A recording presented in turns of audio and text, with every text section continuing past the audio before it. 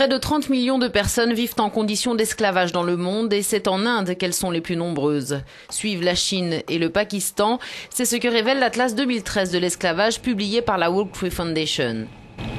L'ONG classe ainsi 162 pays selon le nombre de personnes vivantes en esclavage, le risque de tomber dans cet état et la vigueur de l'action gouvernementale pour combattre le phénomène. Pour son fondateur, l'exploitation des plus faibles est le côté le plus sombre de l'esprit humain, celui qui pousse à exploiter un autre être humain par cupidité pour le profit ou le sexe ou toute autre chose. Il n'y a jamais eu autant d'esclaves dans le monde, dit-il, même collectivement parlant, que dans notre société moderne actuelle.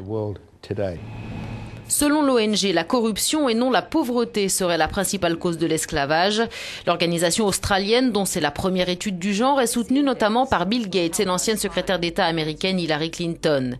Cet atlas de l'esclavage, dit-elle, va nous aider à trouver des réponses et nous rappelle aussi que le trafic d'êtres humains est un crime qui touche tous les pays du monde, que tous les gouvernements ont la responsabilité de faire face à ce problème, car aucun nulle part ne le fait assez.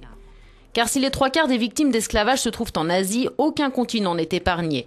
Selon un récent rapport du Parlement européen, l'Union européenne compterait 880 000 personnes travaillant dans des conditions proches de l'esclavage, dont un quart sont exploitées sexuellement.